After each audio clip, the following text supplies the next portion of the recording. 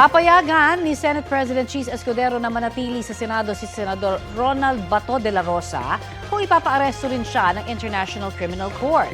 Kaugnay po ito sa naging papel ni de la Rosa sa war on drugs noong siya'y hepe ng Davao City Police noong 2012 hanggang 2013 at PNP Chief noong 2016 hanggang 2018.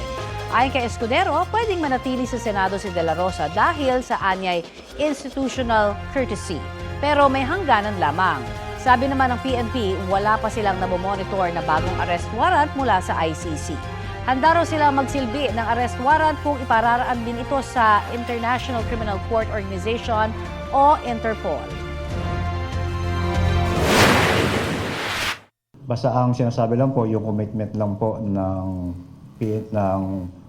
Pilipinas po sa pagsisilbi po ng warrant kung sakaling hihiling po yung Interpol po.